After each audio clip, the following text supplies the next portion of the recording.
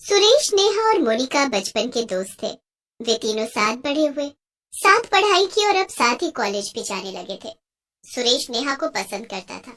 एक दिन वो नेहा से अपने प्यार का इजहार करता है और नेहा उसे स्वीकार कर लेती है। दोनों के परिवार वाले भी इस रिश्ते के लिए राजी हो जाते हैं।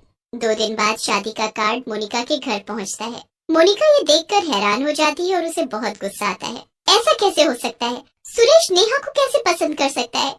सुरेश को तो मैं पसंद करती हूँ, उससे मेरी शादी होनी चाहिए। ये नेहा बचपन से ही मेरी पसंद की चीजें मुझसे छीनते आई है, चाहे टीचर्स का प्यार हो या क्लास रैंक, और अब सुरेश भी। नहीं, मैं ऐसा नहीं होने दूंगी। मोनिका बेस्ट फ्रेंड होते हुए भी नेहा की दुश्मन बन जाती है और तभी मोनिका ने ठान लिया कि वो नेहा को खुश नहीं रहने देगी। शादी वाले दिन, अरे नेहा, तुम पार्लर नहीं गई अभी तक? तैयार कब होगी? हाँ, बस निकल रही हूँ थोड़ी देर में। बस सामान इकट्ठा कर रही थी, साथ ले जाने वाला। अरे ये सब छोड़ो और चलो, मैं तुम्हें एक अच्छे से पार्लर में ले चलती हूँ। तुम एकदम परी लगोगी आज शादी में, देखना। मोनिका नेहा को पार्लर का बोलकर एक सुनसान गली में ले जाती है। अरे ये कहाँ ले आई हो तुम मुझे? यहाँ तो कोई पार्लर क्या कुछ भी नहीं दिख रहा। ओहो, तुम चलो तो सही। तभी मोनिका एक पुराने से खंडहर में नेहा को ले जाती है, जहाँ एक तांत्रिक बैठा होता है।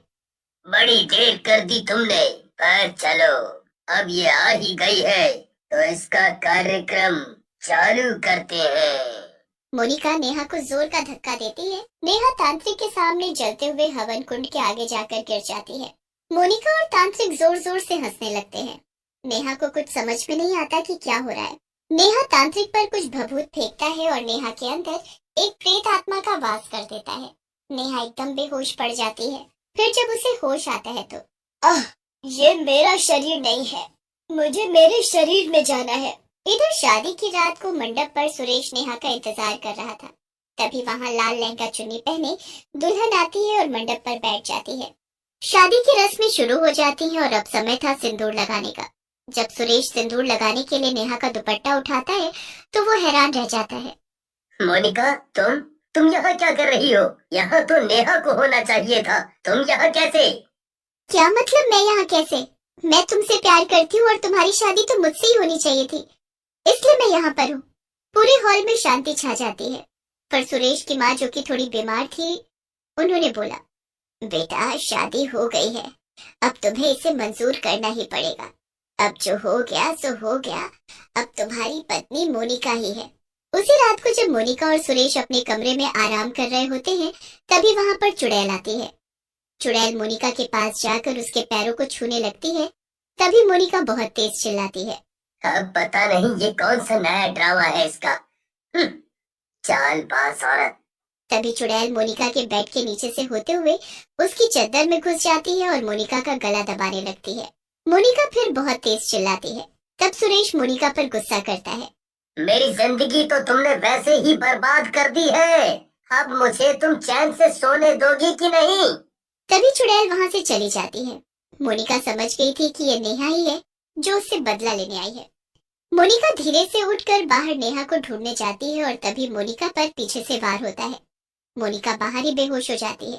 कुछ दिनों बाद सुरेश की 3 जुड़वा बेटियां होती हैं, जिनका नाम लीना, हीना और सुनैना होता है। वो तीनों बेटियां बहुत ही सुंदर होती हैं और उनके जैसी सुंदरता दूर दूर तक किसी में नहीं थी। वो जितनी सुंदर और गोरी थी, उससे ज्यादा उनके बाल चमकते थे, क्योंकि उन तीनों बेटियों के बाल सुनहरे रंग के थे। हर कोई आश्चर्यचकित हो जाता है कि इन तीनों बेटियों के बाल सोने के कैसे हो सकते हैं। आखिर इनका क्या राज है? हर कोई सुरेश से इस बारे में पूछता था, पर सुरेश कुछ उत्तर नहीं देता था। जब वो तीनों थोड़ी बड़ी हो जाती हैं, तो तीनों बेटियों का दाखिला वो एक स्कूल में करा देते हैं। वो तीनों ही बहुत होशियार और बहादुर थी। वो तीनों सबकी मदद करती थी। एक बार तीनों बहनें एक जंगल से गुजर रही होती हैं कि तभी उनको एक बूढ़ी औरत पेड़ के पास मिलती है। वो तीनों भागकर उसके पास जाती हैं और उनसे पूछती हैं, दादी दादी, आप यहाँ क्या कर रही हो और आपको क्या हुआ है? दादी तीनों बेटी को देखकर बहुत खुश होती है और साथ ही उनकी आंखों से आंसू आ जाते हैं। आपको क्या हुआ? आप ठीक तो हैं? जैसे ही हिना उनको उठाने की कोशिश करती है, हिना के सुनहरे बाल दादी के शरीर को छू लेते हैं, जिससे दादी का पूरा शरीर पहले जैसा ठीक हो जाता है। दादी बड़े आश्चर्य में पड़ जाती है कि आखिर ये कैसे हुआ। इसके बाल मेरे शरीर से लगते ही मेरे घाव कैसे चले गए? दादी उनसे इसके बारे में पूछती है, लेकिन हिना को कुछ भी समझ नहीं आता है। ये छोड़िए, आप बताइए, आप यहाँ कैसे बैठ? मैं पास के गांव जा रही थी कुछ दवाइयाँ लेने और एकदम से मुझे चक्कर आ गए और मैं बेहोश हो गई। दादी हिना और उसकी दोनों बहनों को धन्यवाद कहती हैं और उन तीनों बहनों से पूछती हैं, तुम्हारे बाल सुनहरे क्यों हैं?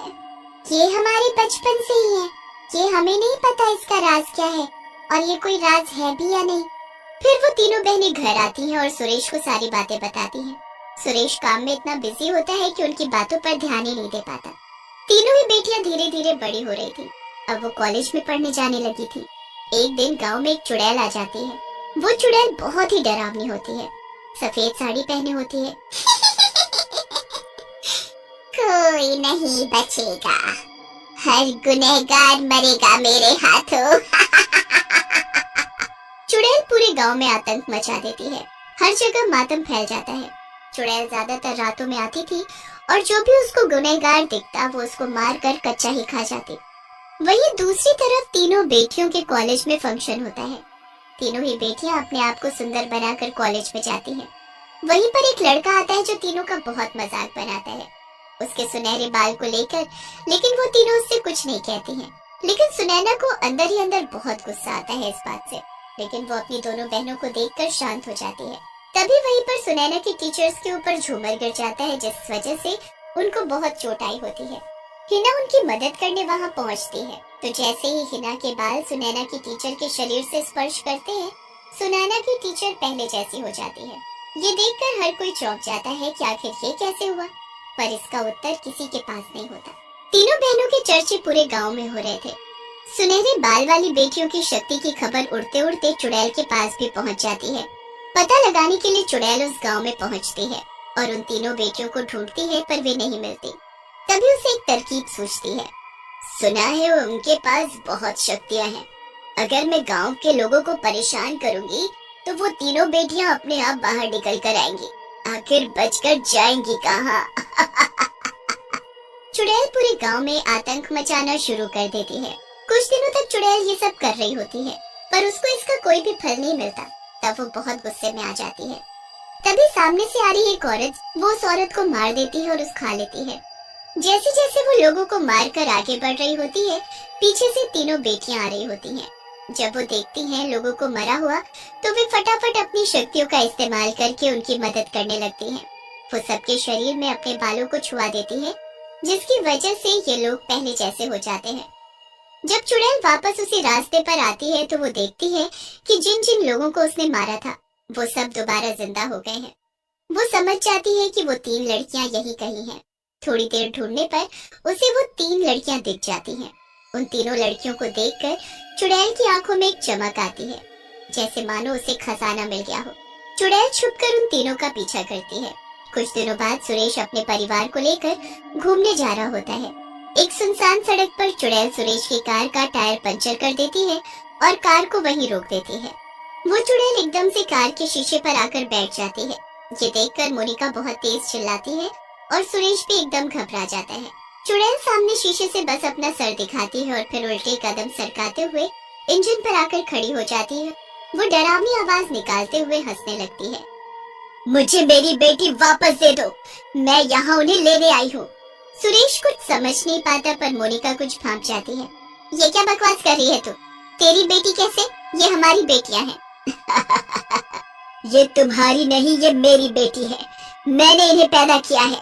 मोनिका को थोड़ा अंदेशा हो गया था कि वो चुड़ैल और कोई नहीं नेहा है, जिसे उसने तांत्रिक की मदद से चुड़ैल बनाया था।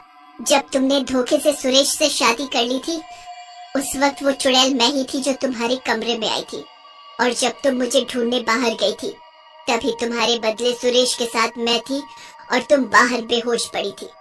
इस हिसाब से ये तीनों मेरी बेटियां हैं। ये सुनकर मोनिका हैरान हो जाती है।